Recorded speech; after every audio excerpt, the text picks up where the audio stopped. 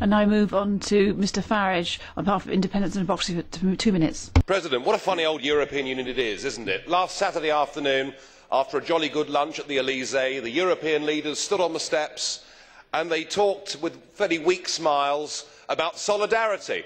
The smiles were weak, of course, because President Sarkozy's US-style bailout plan had already collapsed into the dust. But nonetheless, united we stand is what was said. And yet, with almost comic hypocrisy, the German Chancellor decided that German interests come first and European interests come second, and she acted. And perhaps for the first time in years, she got loud applause from her own electorate. Of course, it was the Irish that started this trend the week before by going their own way, and my admiration for Ireland, I have to say, grows by the day. But I think the last week is going to prove to be the watershed moment for this entire European project.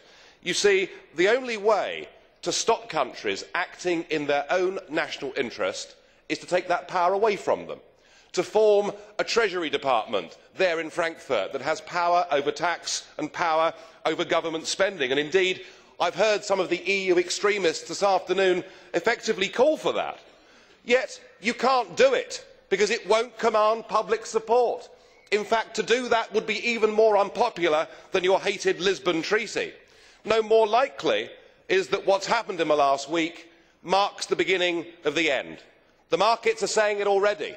Italian government bonds now yield 1% more than German or French issued government bonds. The markets are saying that economic and monetary union will not last. And I'm not surprised, because it never was an optimal currency zone.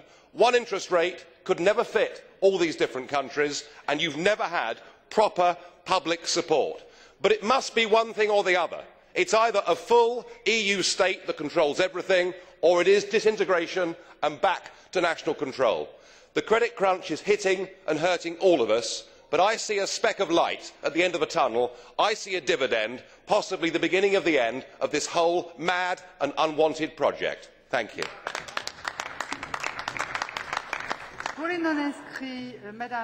On behalf of the non-attached Mrs Bobosikova, who's got a minute and a half.